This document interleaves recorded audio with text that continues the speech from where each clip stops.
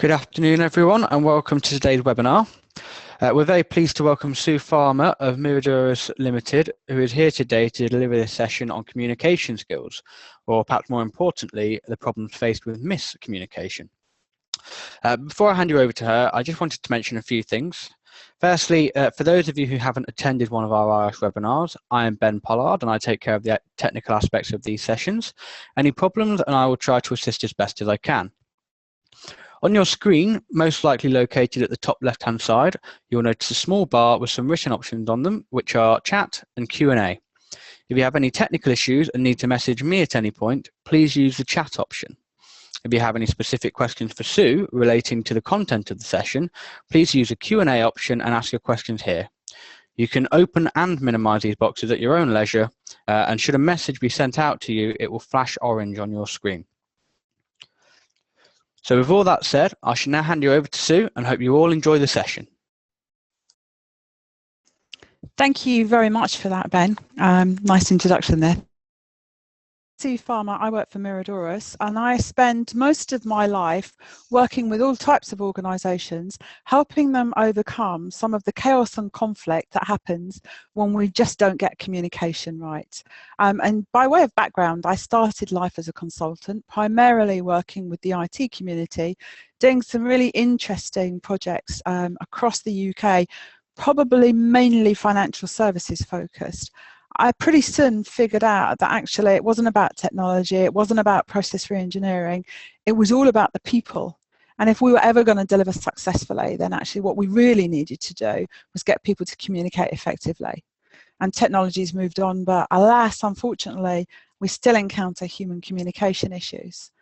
I think it probably is useful to know that not only do I utilize tools like the WholeBrainThinking profiling tool, which we're going to talk about today, but I'm also a trained hypnotherapist, NLP, and a number of other support tools sit in my tool bag. So much of the conversation today will be utilizing all of those tools so that we actually have some ways and some methods and some techniques that can help us with this. So let's get started, I think, Ben. That's enough about me.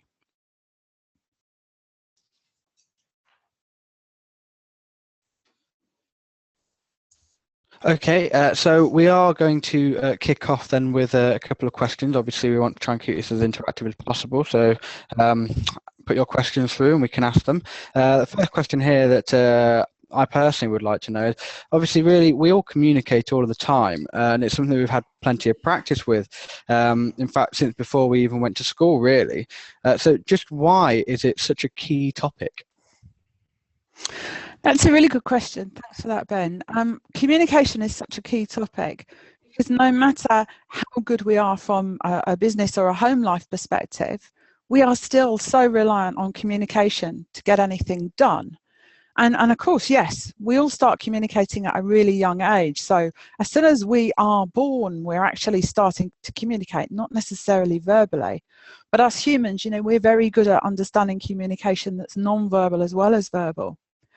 But what gets in our way, particularly as we get older, are things like mood. Our mood is continually up for grabs. You know, we may leave the house with a great mood, and by the time we get to work, we're in a really low mood. And that definitely impacts how we communicate. That starts to drive things like what assumptions that we make. And also, what do we hear? Are we hearing what the person actually said, or what we think they said? And so often chaos and conflict comes from a bit of that miscommunication. So to my mind, it probably is more important than anything else that we have operating in business and in the family life at the moment. If you think about it from a health, safety and well-being perspective, it is absolutely vital that people hear the message. And yet, if some of those mood assumptions or almost muffled hearing is getting in the way, then we cannot be sure what they're hearing. And we see the outcome of that all of the time, unfortunately. Okay, so that does make sense, and I do get why it is a key topic.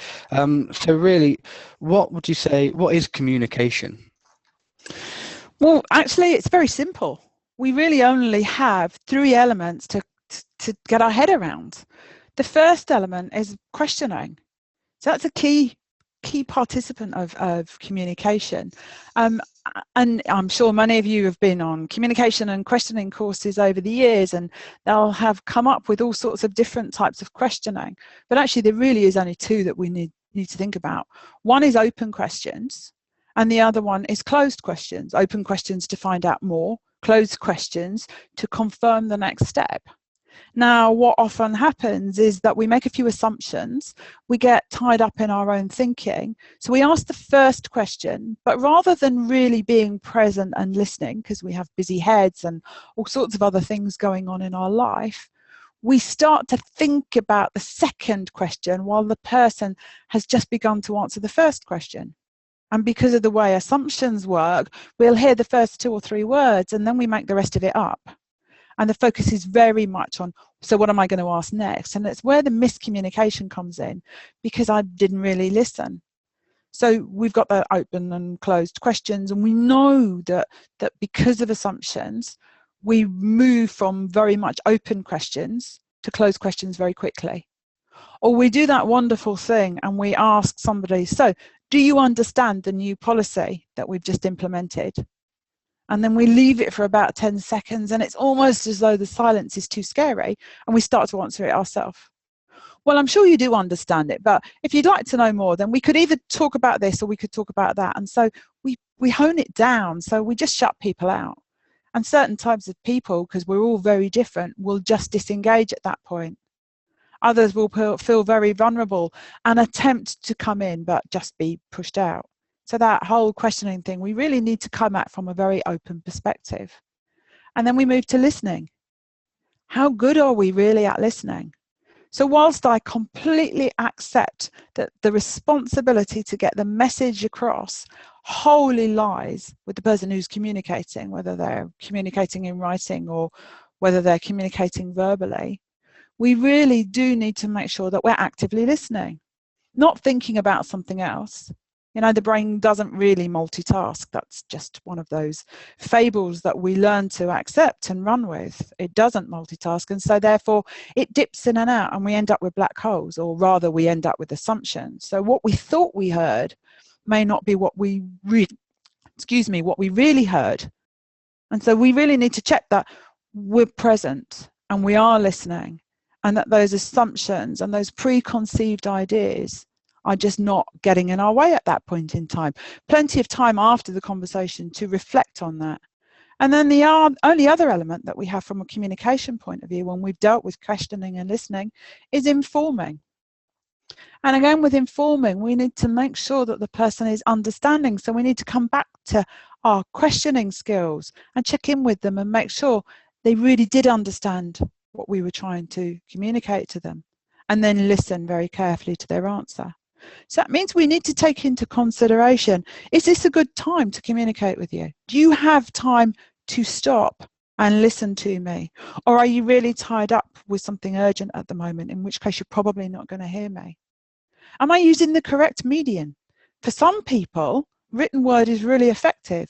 For other people, I need to have a conversation with them. I can't just treat everybody as one person, because we're all unique individuals. We all have a unique experience of the world on a day-to-day basis. And we also need to think about, where are we going to do the communication? If we're doing it face-to-face, does it need to be one-on-one? Does it need to be in a big room with everybody there? And does everybody need to be there? Because if it's not relevant, then they're going to start to be disruptive. And there's a high chance that the people that need to hear the communication are distracted by the people who don't want to hear or where it's not relevant to them.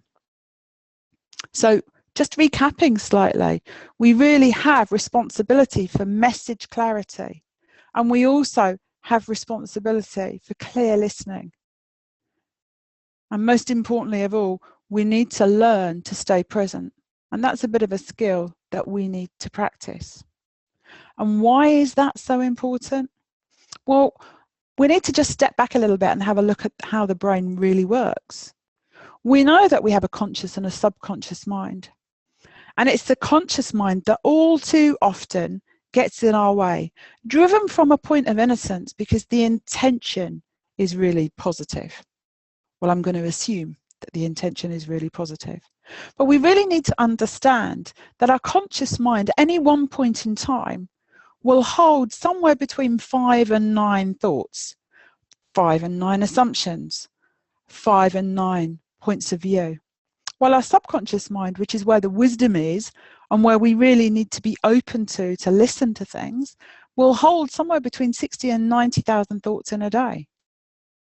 So we can see we really are just getting a subset when we're just listening with our conscious mind.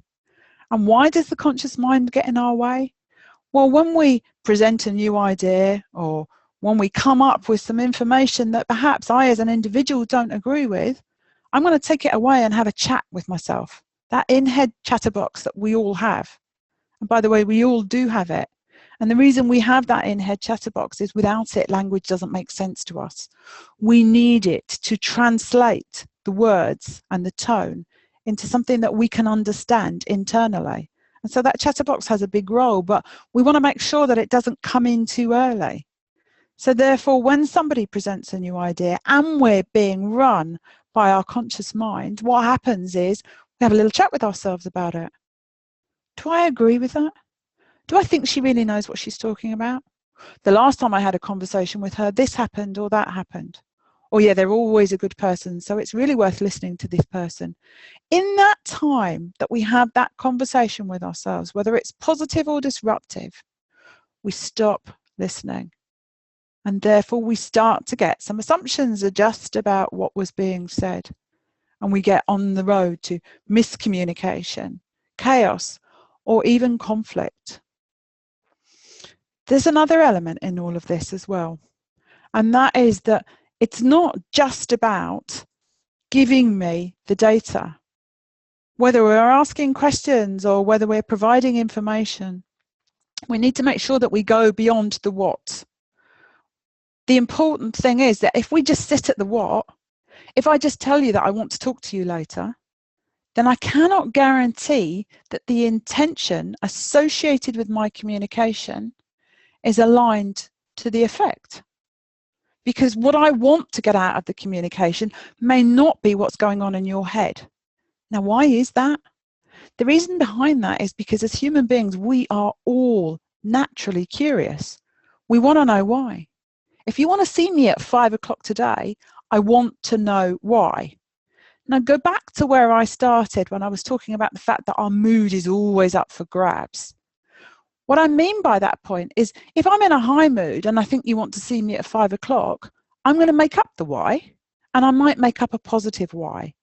However, if I'm in a low mood, or my journey to work has been bad and I've decided it's going to be a bad day, then I'm going to think potentially that the reason you want to see me at 5 o'clock is because something's gone wrong. Or you want to tell me off about something, or you want to moan about something, or you want to give me more work to do. In any event, by the time I come to see you at 5 o'clock, my head is full of what the outcome's going to be, long before you've opened your mouth. And therefore, the chances of me even beginning to hear any of the communication that you have to deliver to me is so limited, because I've got the story running in my head.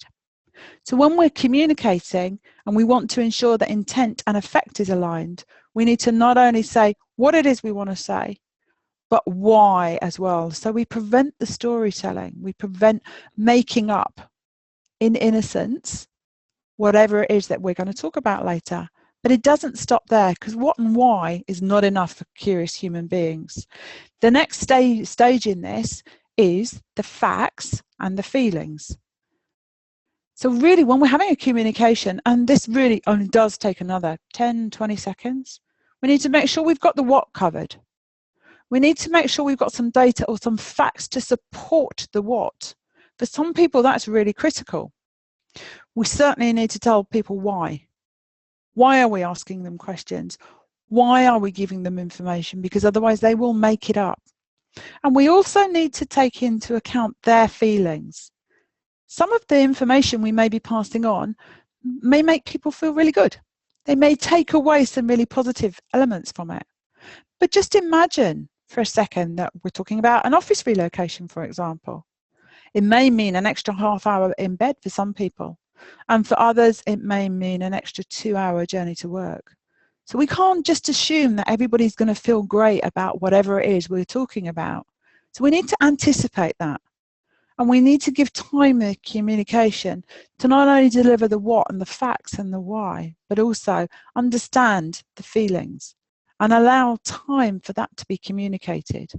And it's only at that point can we be sure that we've done everything that we need to do to get intent and effect aligned, because we are all different. And if we try and treat us all the same, knowing that we all have unique brains, like we have unique fingerprints, then we're never going to get to the outcome that we're looking for. Do we have any questions about that at all at the moment, Ben? We've got a few questions that have come in. I'm going to go through these as they come in. And the first one that I do have actually is someone has said that our teams receive so many communications every day through emails, newsletters, workshops, etc., etc. So what tips would you have for making written communications really stand out? So from a written perspective, we're going to cover that when we start to look at the different types of people and the way we think and just the impact that it has. But not to sidestep that question at all, because I do want to hold it and come back and address it, particularly in the sum up area. But one of the things that we know with emails and with newsletters is that when people write and when people communicate, because of the way that the human works, and much of this we've just forgotten, we write and communicate with tone. We also read with tone. However, when we're writing it, we cannot control the tone that people read with. So therefore, when we're doing that, what I would call kind of general sheep dip kind of communication, we need to take extra care with the words that we use, because we cannot guarantee exactly how people are going to read it. What I might read as really positive, Ben, you may read as really negative, because our moods are different and we're unique individuals. So we need to take that into account. And the less general, one-size-fits-all type communication we do, the better. The more effectively and the better it's likely to land. And therefore, the more likely I am to read it. Communication has just become one of those things that we just do all the time. And by the way, we've accepted it. And we don't need to accept it. We need to think about it a little bit more. Okay, we've got another one here, which is with regards to obviously comes back to listening, and that is what advice would you give to people who simply don't want to listen? Well, when we're coming across don't want to listen, my first question is, how do you know they don't want to listen? That sounds like a whacking assumption to me. And if we are finding that there is a barrier to listening, it's not about how do I bulldoze my way through that barrier. We need to think about what is getting in their way. So actually, rather than just demanding more listening, maybe it's time for us to do a bit of listening.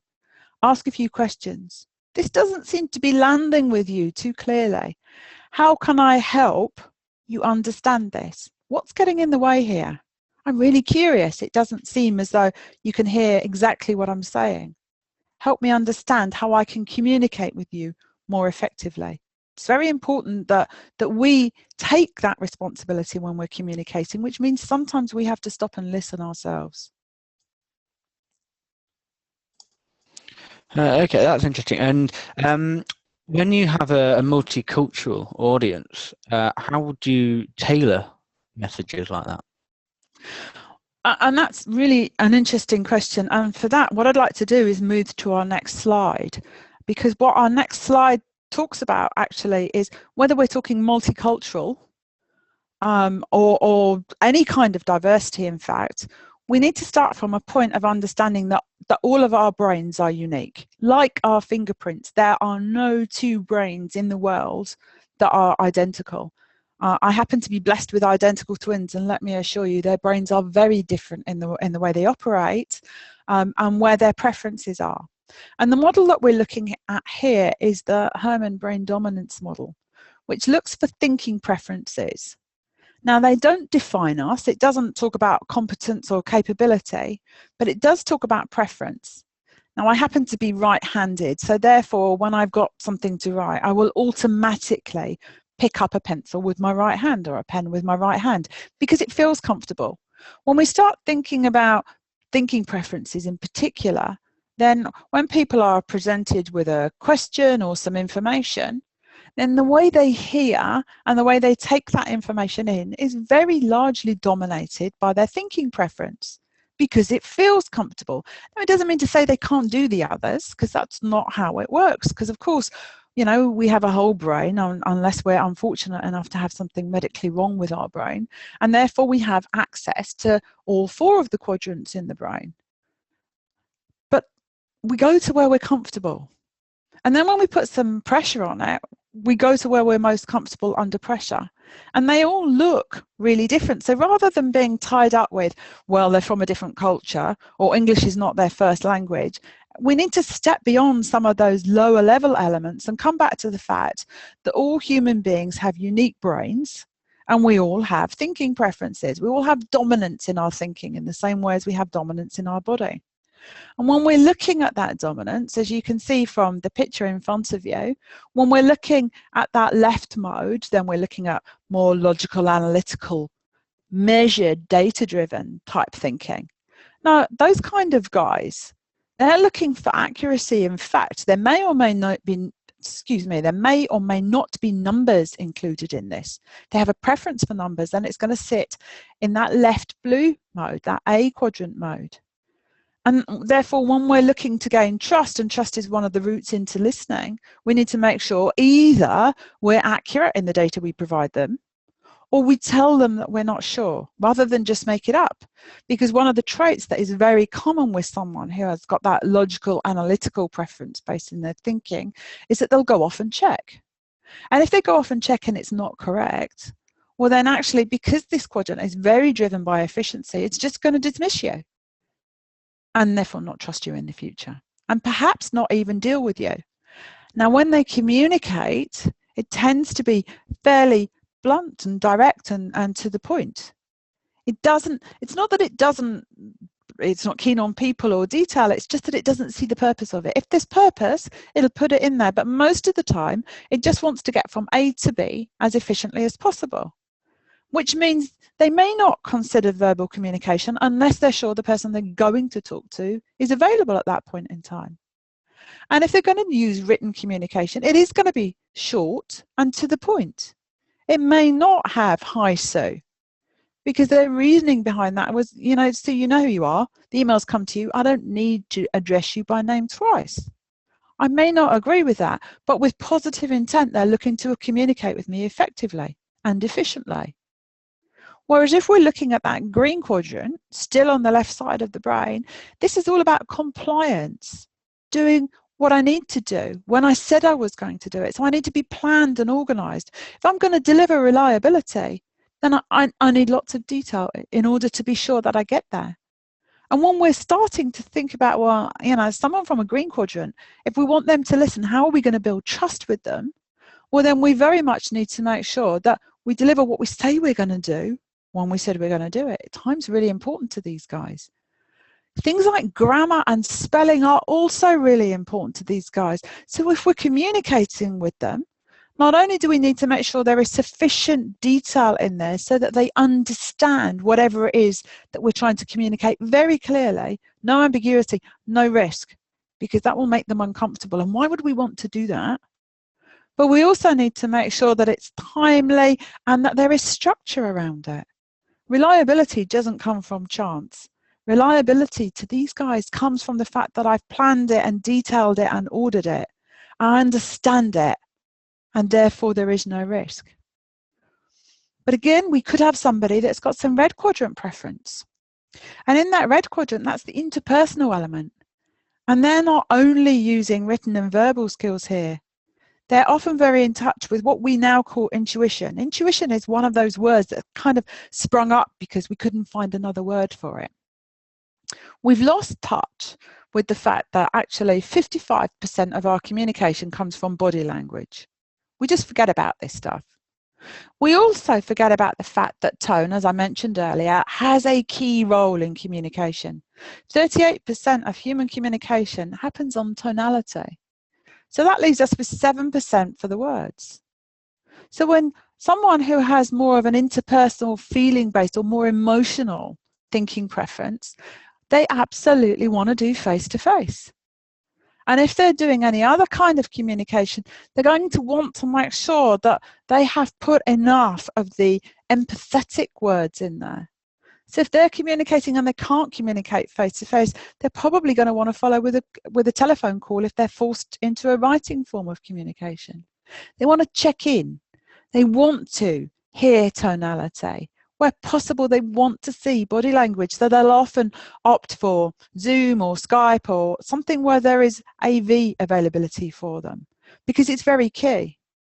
You know, when people first meet each other, there's some really interesting science behind this. The first thing we do when we look face to face is subconsciously, here comes that subconscious wisdom coming to the fore again, we will notice how people's pupils change. The amount of change in the size of a pupil very much depends on whether we feel affinity and connectedness with that person. Now, we are not consciously aware of this. We can't go around and look at each other's pupils and see the difference. We are subconsciously aware. So we're already beginning to set ourselves up with some ideas about how the communication is going to go long before we even start. And that's really key to these people, because it's that intuition. Is there alignment between body language, tonality, and the words that I'm using that allows me to trust you? And that's key, again, when we're thinking about communication. And by the way, all communication comes from the right quadrant, from this right brain. That's where it's driven from. We use left brain elements, but it starts from the right brain. And then we've also got that big picture, yellow, holistic quadrant sitting up there. These are the guys that like the freedom to explore, and therefore when we're communicating or building trust with them, we need to allow them to ideate, come up with innovation, come up with their ideas before we shut them down and start holding them to delivery dates or firm outcomes. And we need to be aware that sometimes when these guys communicate, because they're still ideating, their communication becomes a little bit disjointed, because their thinking hasn't settled, and therefore we need to allow them the freedom to explore. So actually, rather than being tied up in culture or where I come from or primary language, we need to be thinking about where's their preferences, what can I see, what clues can I spot, and therefore how can I address them. It's quite interesting, I mean, because obviously in some circumstances, there's not always, you don't always have the time to establish that. And in fact, there is a question here that many construction projects are carried out by a very transient workforce who you don't always have time to establish these thinking preferences with, or your audience, they're more difficult. They don't necessarily have English as their first language. So how do you communicate effectively on that basis? Well, that's a very interesting comment about I don't have the time. Because if we don't have the time to communicate properly, that says we have the time to communicate badly and then put it right. So I would very much dispute this whole time piece. And whether we're talking construction or any other part of commerciality, or even indeed in the home base, if the communication is important enough that the other person understands exactly what we've got to say, then I would suggest that making the time becomes non-optional. And we're not talking about a lot of time. So whether we're talking about a little bit of communication, so we're looking for clues on their thinking preference, and if we can't detect it while we're in the practice period, it takes a while to learn this stuff, then we need to make sure that we have the data, that we have enough detail, that we are doing the interpersonal element, and that we are allowing for freedom until it becomes apparent where the preferences are, supported by that what, why, facts and feelings. If we don't do that, then can we communicate? Sure we can. But all we do is run the risk of miscommunication. And miscommunication just kicks off assumptions, because we don't know what the other person is thinking. We don't know what mood they're in. We don't know what listening filters they have. And if we just talk at them rather than to them, we just carry on the whole set of communication issues that we currently are experiencing now. And it's where so much conflict and so many issues and accidents and errors at work come from, if but they took the time to understand the importance of communication. I think this has possibly been covered along the way a little bit, but someone has asked, how do you feel local dialect affects communication when communicating, and which accents are better or worse? Again, you know, we're up against some unconscious bias here. And depending on the rules and the labels that we've acquired over the years will depend on how we view these things. I would suggest there isn't a better or worse. We just need to have that honest, open communication. And when we don't hear, rather than making assumptions or making it up, we just need to be honest. There seems to be this fear that if I'm speaking to somebody who has a different accent from me and I don't understand what they say, I can't ask. Whatever happened to giving the person enough respect to value what they're saying and really listen properly and start by saying, I really didn't understand that. I mean, let's be honest, English language is or any language indeed, is really interesting because our mood can impact us so greatly. You know, let me give you quite a light-hearted example. I was doing the crossword at home the other evening with my husband, and my head was a bit all over the place thinking about all sorts of stuff that had been going on in my day. And he was reading clues out to me, and I was kind of half-heartedly listening. And one of the clues that he read out to me is, a run in stockings. And in my head, I had somebody with stockings over their head about to rob a bank. And I was answering with things like, you know, theft, delusion, illusion. And he's looking at me and he said, no, it's a ladder. And I did this whole about turn, and it was such a simple communication and it had no lasting impact. But it could have been really critical. And it could have been just that my head was in the wrong place and I heard the right words, but I put them together the wrong way in my head. And that's where that open questioning comes in. Are we really hearing the same thing? Or actually are they busy-headed and making some assumptions? You know, we all create our own map of the world. And unless we understand that, then it can be really, really challenging to see if we're on the same page. So I'm showing you here something that probably many of you recognize as a pretty standard map of the world. I'm fortunate enough to work around the globe. And I love to show this map, which has got the UK right in the middle, something that those of us that were born in the UK recognise, we use as a benchmark. But you take this to the USA, and their standard map of the world doesn't look like this. In fact, Europe and Africa kind of get compressed a little bit and shunted over. And unsurprisingly, the US moves into far more of a central role. And I have seen many maps where the US landmass has increased by about 20%. Now, who am I to say that my map is right and their map is wrong? But that's something that we take as a benchmark, as a given, and yet they look differently.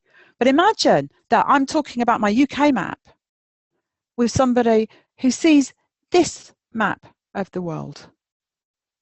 Suddenly the perspectives are very different. Now, we're not stressed, we're not making assumptions, we just have some different benchmark starting points. And we are going to be on completely different standings if we haven't done that check-in.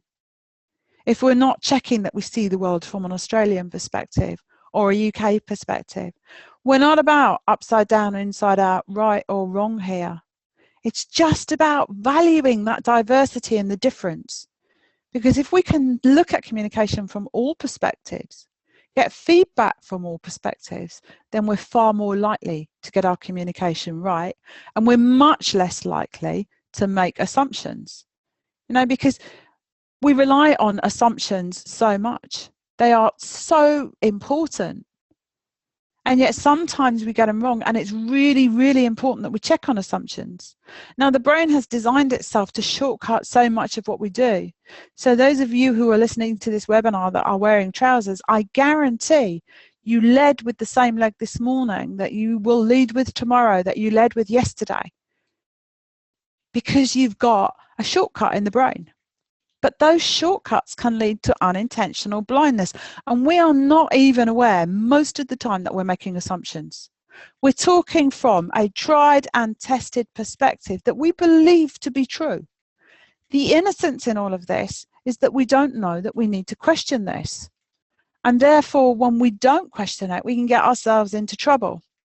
And in the workplace, or when we're talking about health, safety, or well-being, we can get ourselves into some serious trouble, because when we start to see things, we will start to make instant assumptions. So you look at this slide, for example, and it looks like it says good times are here.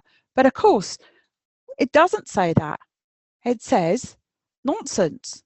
But because it looked like it said good times are here, then we believe that's what it says. And then we don't stop and question, we just go on with that assumption. Now, we might delve a little bit deeper if we've got a bit of a green thinking preference. But if we've got a yellow thinking preference, we've probably forgotten about this altogether and moved on to the next idea, taking that as a decision that's just been confirmed. So assumptions really have a key metric in all of this.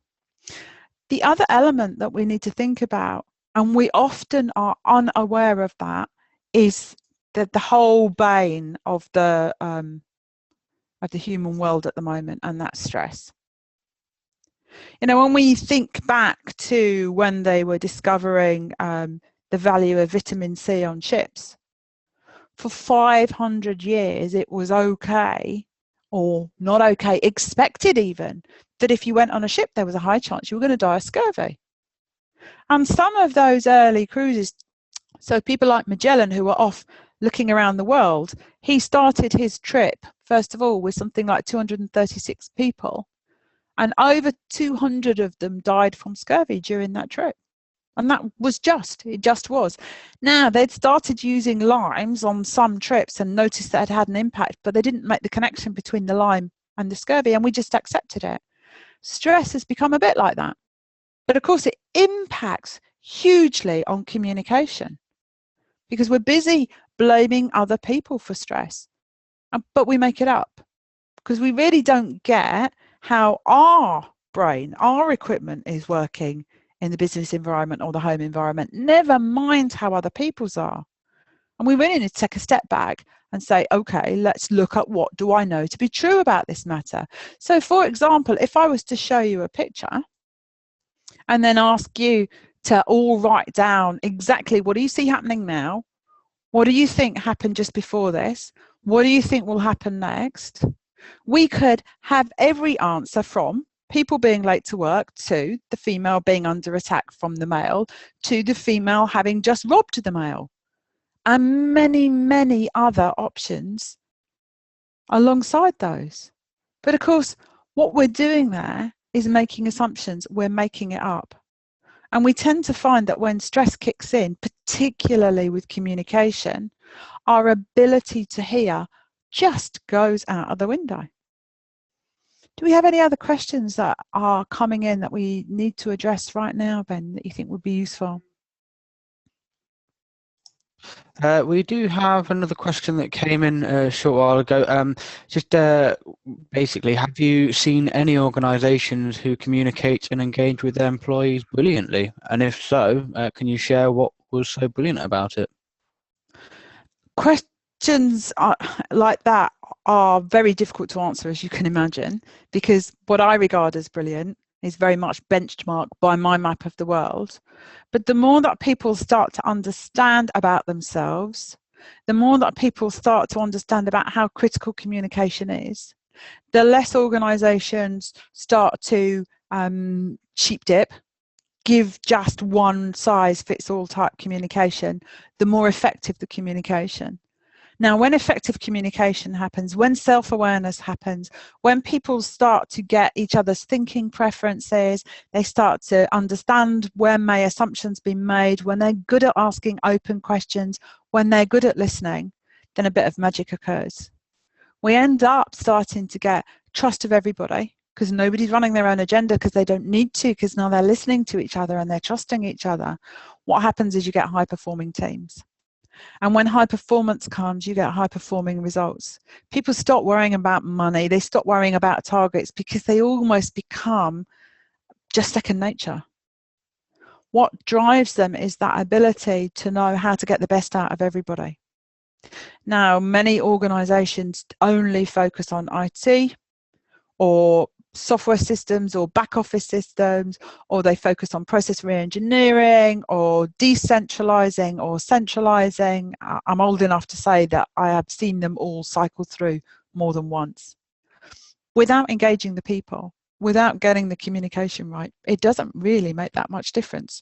Sure, you might see a peak, but you think about change in communication. When change in the business environment is not communicated well, you can put your whole workforce under stress. You can disengage your whole workforce. Now, we know from an engagement perspective that if you've got a really engaged person, for every hour they spend at work, you're going to get an hour and a half's productivity from them. When you've got a disengaged team who are afraid of change, then you're lucky to get 30 minutes productivity from them. So at that point in time, you really need 3 times as many people to do the work. Now, how do we stop disengagement? Communication is the first step on that road. And if we really care about our staff and we really want things to work effectively, we need to put some effort into communication. We can't just make assumptions. The old ways don't work, and we need to practice being more present. And then we need to wrap with some of those other core skills. But the magic, when you work with a high-performing team where the communication is open and transparent, which means sometimes I can't tell you everything, but I'll honestly tell you, I'm sorry, I can't tell you that right now. Now, you'll know it. It feels, looks, performs, delivers differently from the norm, and it really is worth the investment. And it's where business needs to head if it's going to make that step change, rather than just keep doing more and more of the same and keep driving more and more stress. You see, the thing about humans, the thing that we really need to understand is that actually we are made perfectly. The human brain, and that's what drives everything, not the human body. The human brain is absolutely designed for success, if only we allowed it to be. And that the mind works only one way, from inside to outside. It's all driven from thinking. And we get lost in that. We get lost in ego. We get lost in wanting to blame others. We just don't understand that we live in an inside-out world. And therefore, we're continuously looking in the wrong place. We're never quite looking in the area that we need to look in to get the right answer.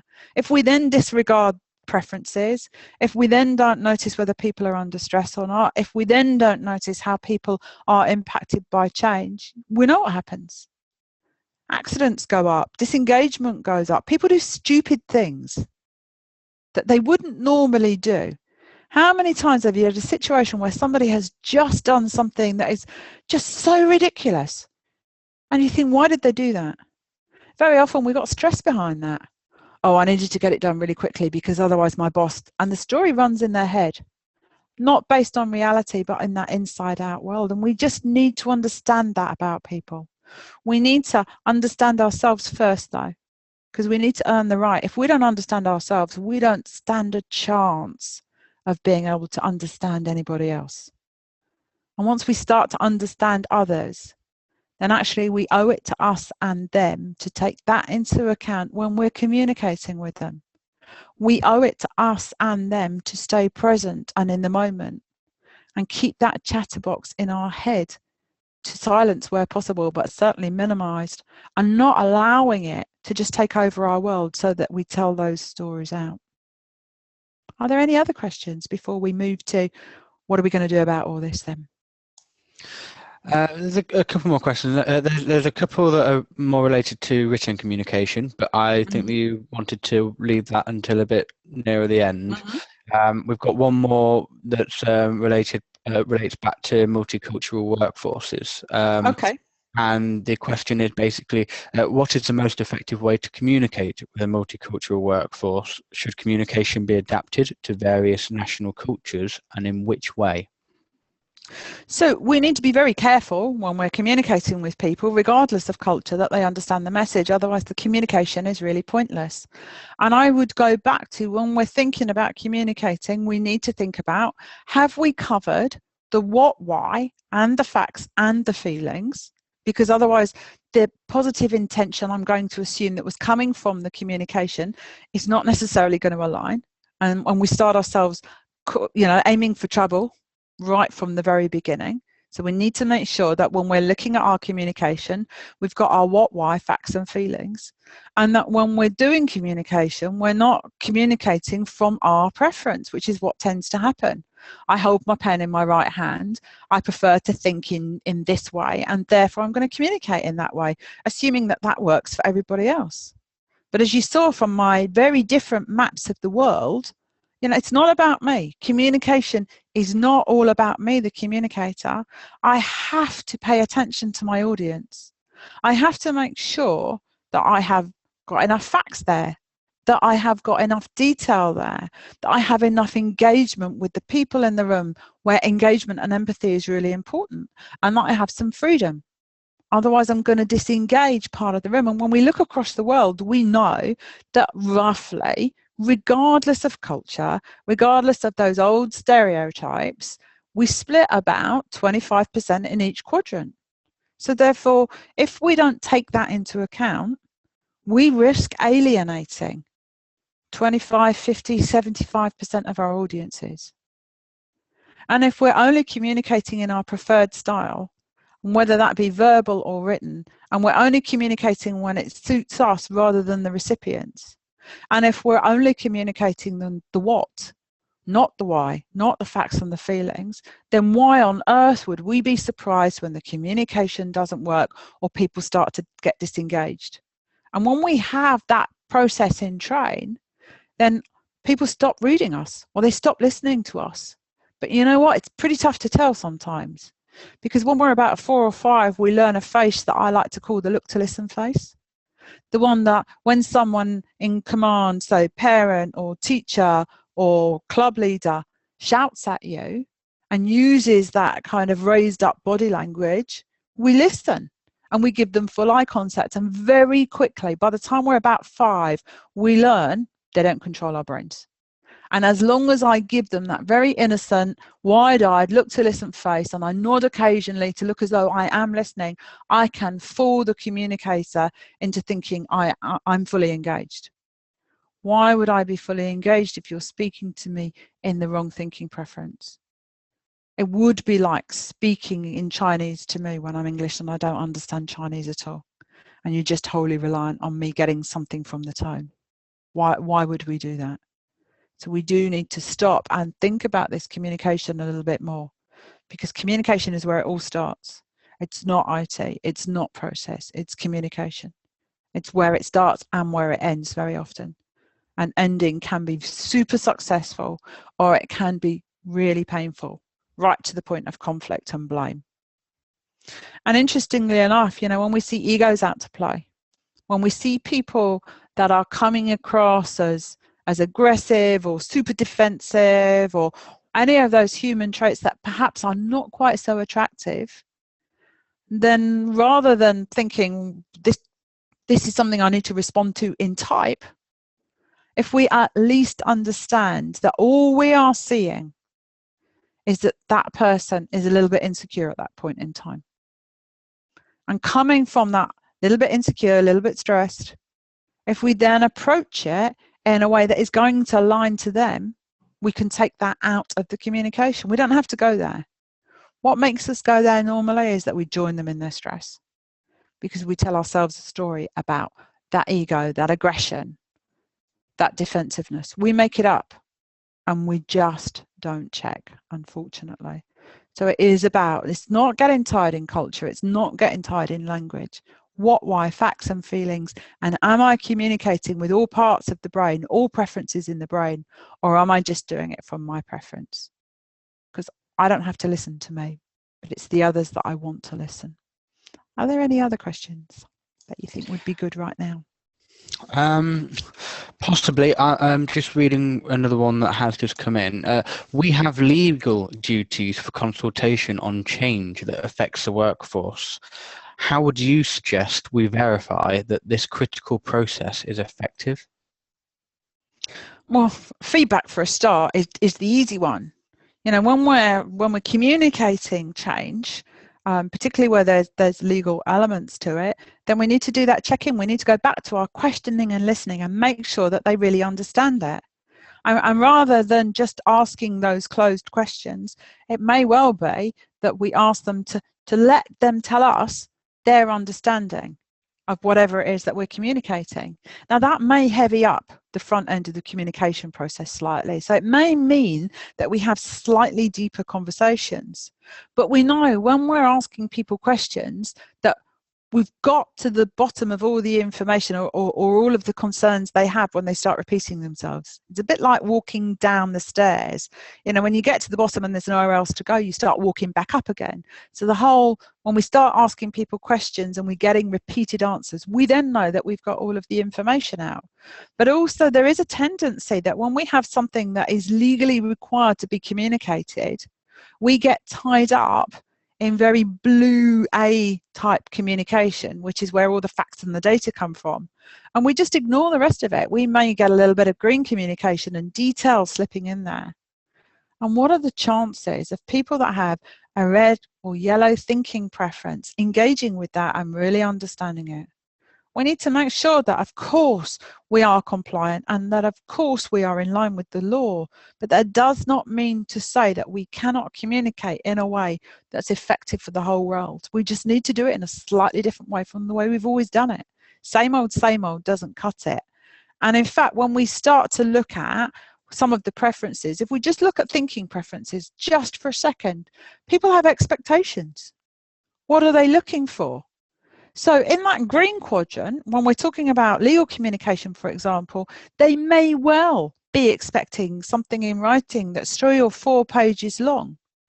If you give that to somebody who has got a strong blue quadrant, who's looking for precision and looking for accuracy, they may skim read the first paragraph and then determine that it's not appropriate for them and not read the rest. In that yellow quadrant, they may not even get to read it if there's no pictures and colour in there. They may just determine that, you know what, I'll read it later.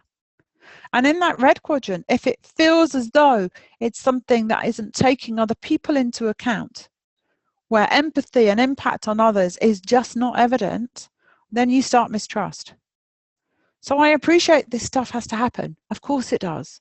But it's about how we make it happen. Are we appealing to everybody? Are we just doing what we've always done and then expecting a different result?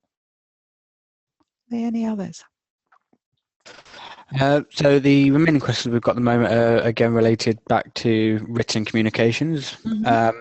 There's one here which admittedly I think I am very much guilty of doing and waffling a little bit too much, but what is the ideal length of written communication? So, you know, at what point is it too much that you're using and the content relevance is becoming irrelevant almost?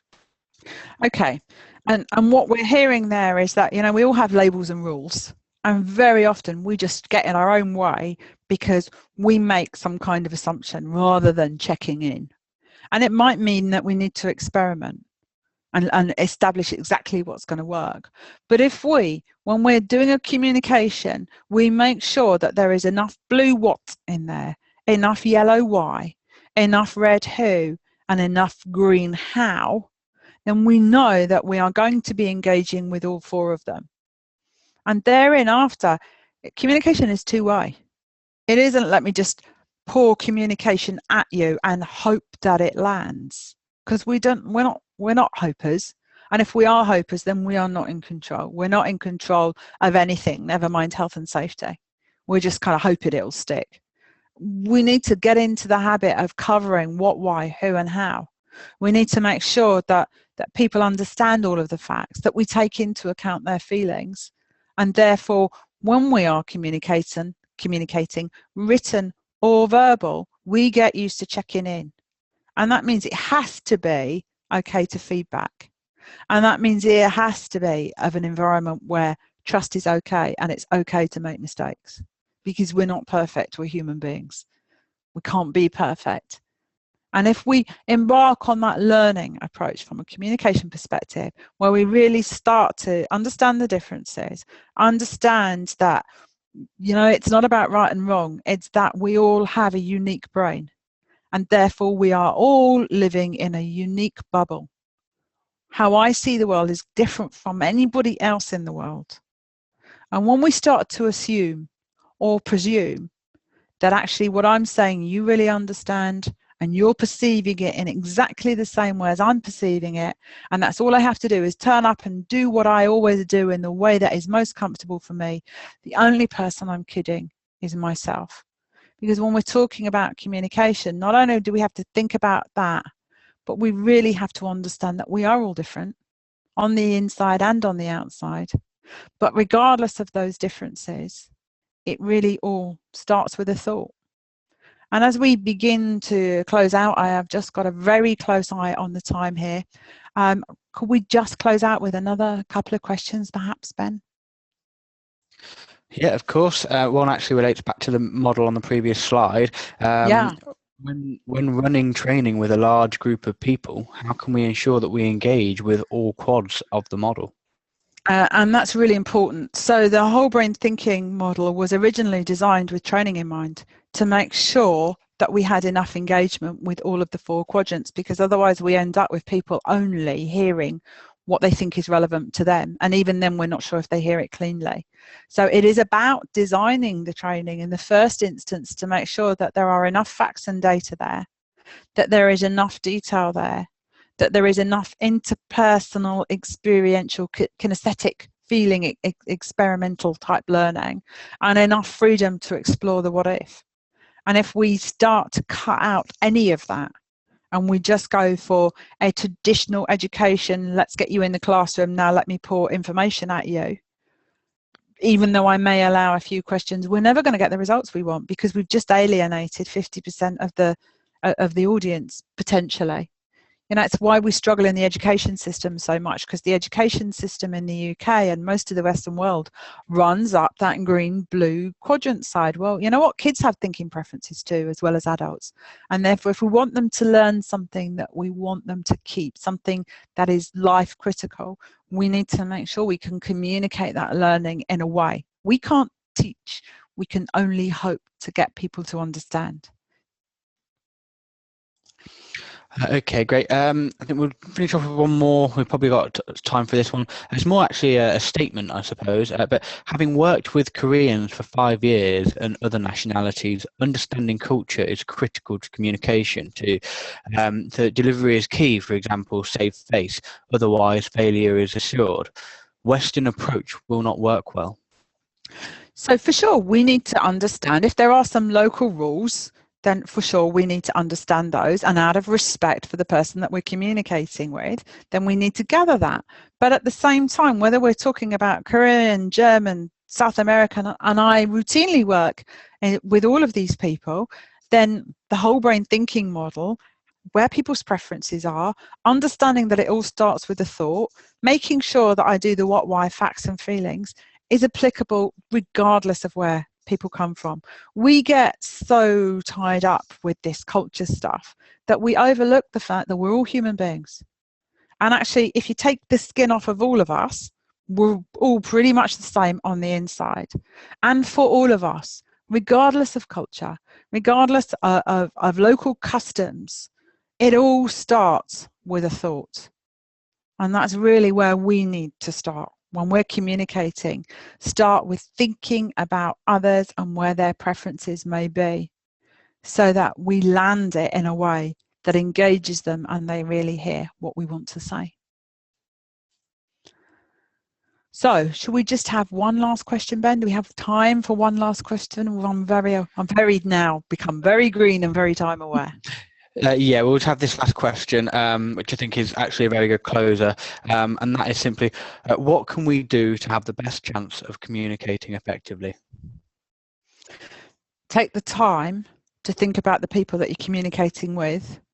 rather than take the time to think about what you're communicating. Most of the time we think about what is the message we want to get across, rather than what is it that the message that the people are going to hear. What approach do I need to take? Why do I need to take that approach? Do I need to just do one newsletter or one email or one memo? Or do I actually need to do a combination of approaches so that I can be sure I hit all of the different needs for communication? And then I need to check in. I need to check in that it landed and that my communication was effective. And if it wasn't, then I need to learn from that. Because without that feedback, we just do what we've always done and we're always going to get the same response. So I hope that was helpful to everybody. And thank you very much. Thank you, Ben. Excellent. Okay, well, that's brilliant. That's a fantastic session. I hope you all enjoyed it. We are going to close at that point. I'm just going to launch a quick poll. I would be really grateful if you wouldn't mind just quickly answering the 4 questions that should have popped up on your screen, just for feedback purposes, really. Again, thank you very much, Sue, for coming in and delivering that session. What I thought was a very interactive and very informative session. Thank you all, obviously, for attending and for your questions. This session has been recorded and it will be made available, so you will all receive an email from me shortly, providing you with the details of that, so you can play this back at a later stage. Again, if you do have any further comments, you can email me back once you've received the email. Other than that, all that's left for me to say really is, again, thank you very much to Sue. I'm going to leave the webinar open just for just for another minute, just to allow for any final polls to come through. And I hope you all enjoy the rest of your day. And thank you very much. Thank you.